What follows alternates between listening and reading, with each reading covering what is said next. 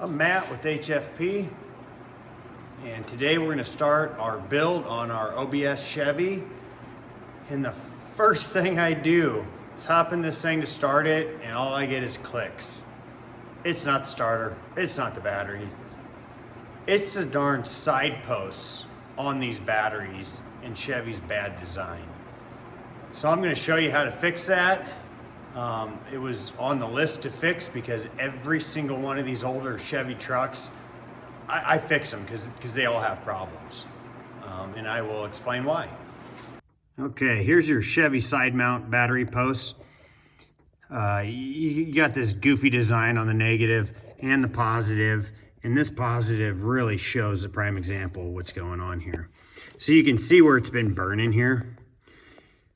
The problem that Chevy has, and it was probably a great design when they were new, there's actually a lead washer in here.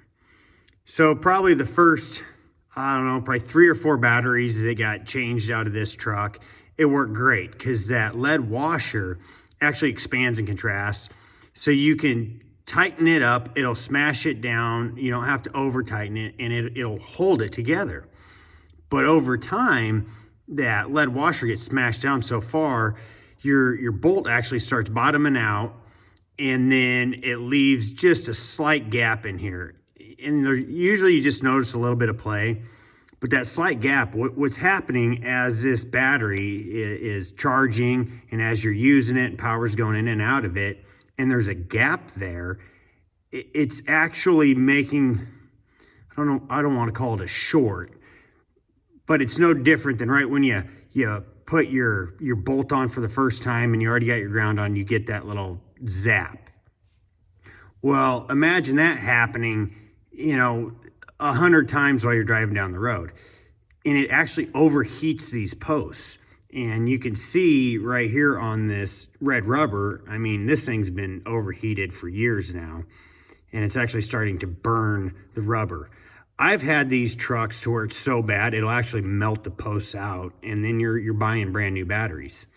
And then on this particular truck, it's a diesel. So I got 2 batteries to deal with if that burns out. And now I got 4 terminals I have to fix. So we're gonna go ahead and show you how I fix them. I'm gonna take them off. I actually cut all the rubber off here, and I'll pull that washer out and I'll show you the washer, and then I clean everything up. I'll put a bolt through here with a nut on it so I can tighten them down. And every time I do that, all my problems are done. Oh, and I can put it on and take it off easy without using this darn 5/16 tiny ass head. So we'll get to taking these apart and then I'll be back. All right, I got them all pulled apart and I got the pieces all cut off. What I do, this is all one piece, and I basically just take a razor blade and I cut around it. And then on the back side, I'll make a little slit right there. And then I'll just take a pair of pliers and I'll yank it off. And as you can see, this is the other problem with this design, that rubber cap sits around them and it just allows corrosion to build up in there. So you can see how corroded they are and how bad the negative is. Now in this truck, since it's a diesel, the diesels, I would say, the diesels and the dual battery setups, if you do have a gas with a dual battery setups, most of them come with this lead spacer or washer. And this is what gives you, I would say, probably 60% of your problems on the diesels and the dual batteries, because they end up smashing and then you can't get that bolt. You think you have it tight, but you don't, because this thing's been smashed down over the years, and you actually end up with a slight gap in there that gives you all your problems. Now on my 03 Chevy, it only had a single battery. It was a 6-liter. It didn't have this, but when I changed that battery years ago, I just automatically, on any of these Chevys that have these side posts, when I change a battery, I cut that plastic off and I put a bolt and a nut on there.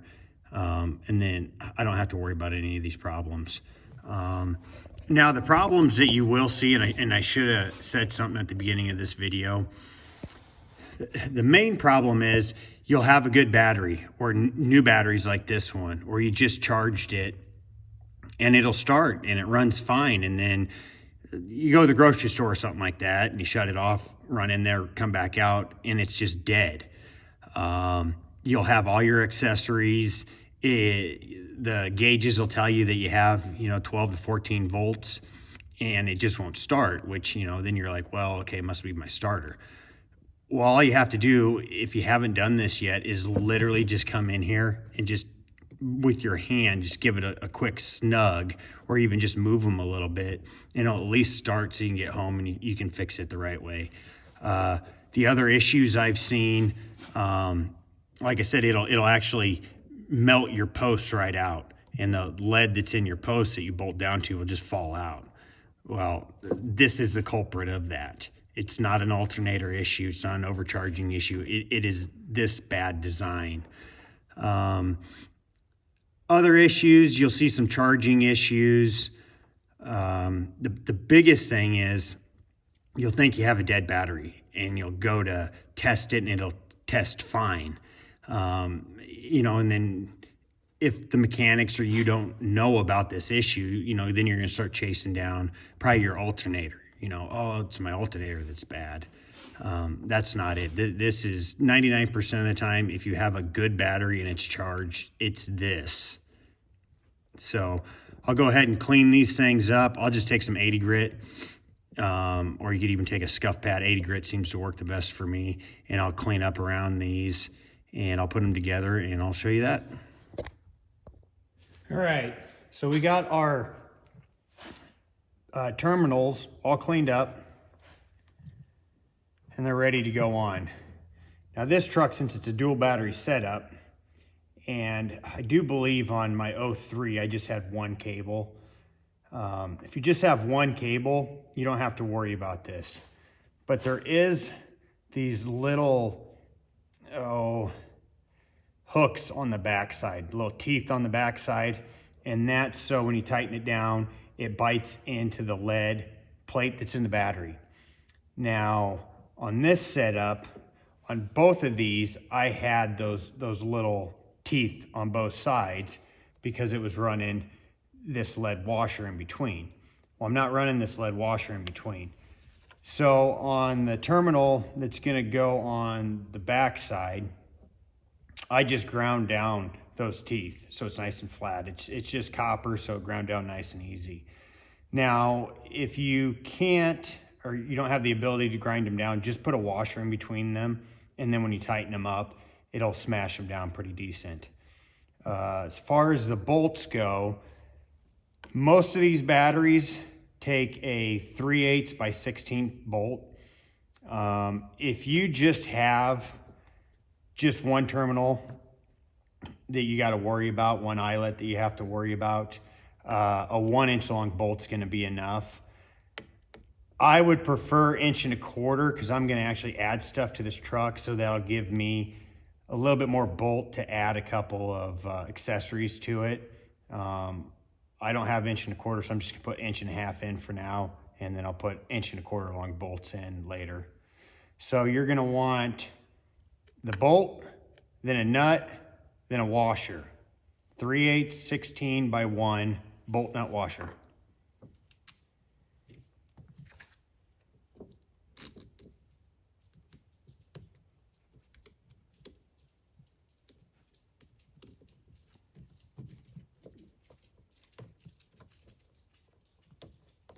And then don't try to force them in, because again, you're putting this bolt into lead, so it's not like it's super strong.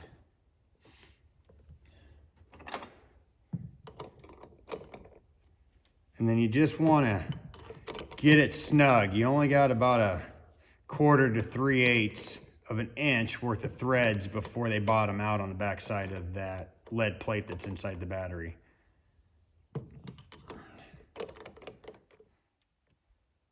So that's nice and snug. And then we'll just hold that bolt into place and we'll tighten our nut up.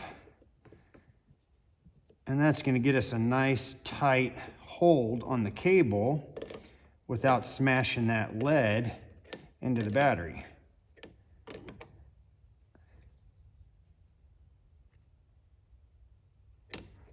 So there you go. What this is going to do, it's going to hold these nice and tight. They're not going to come loose on you. You get a little longer of a post to put jumpers onto.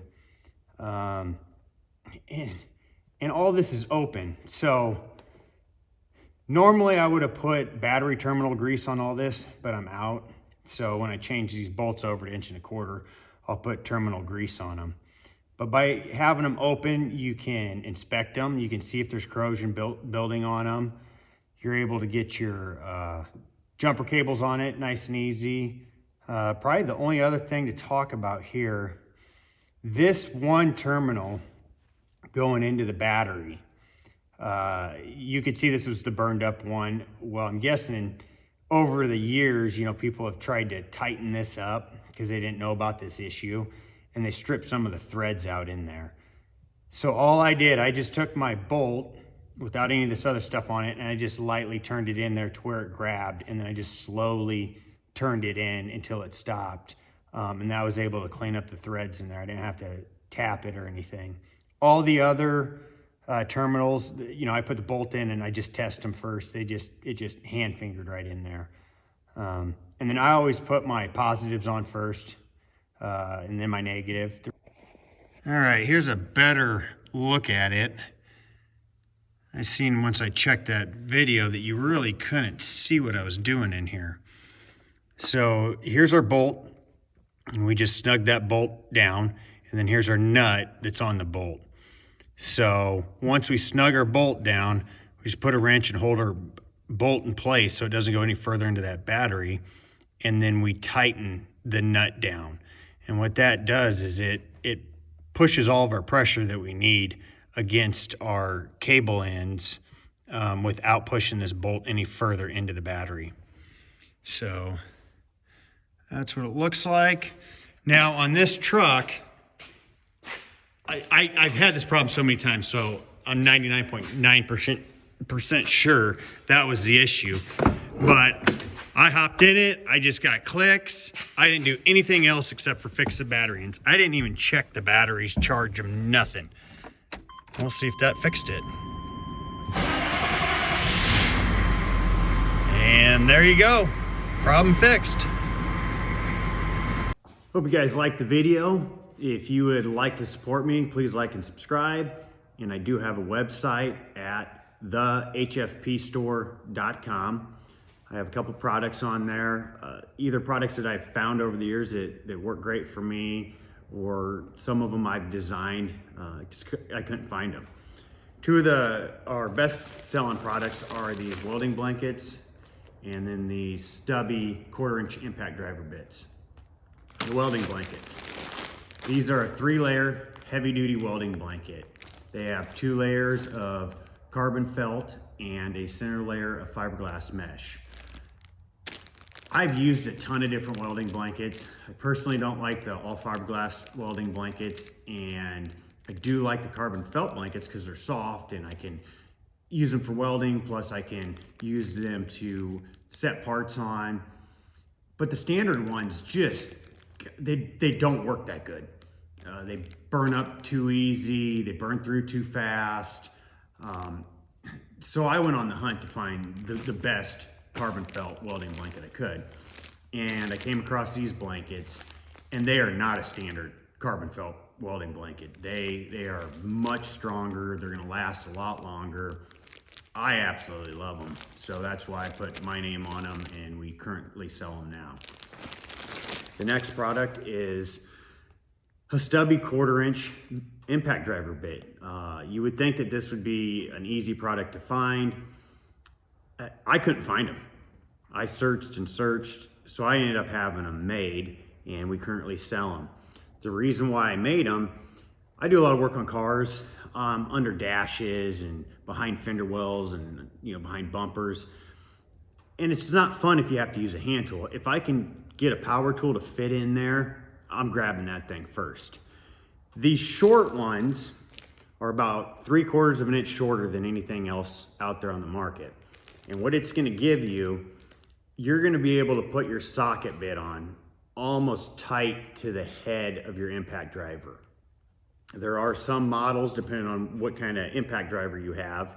Like this one here, it sits out about 1/4 of an inch. That's the furthest out it's gonna sit.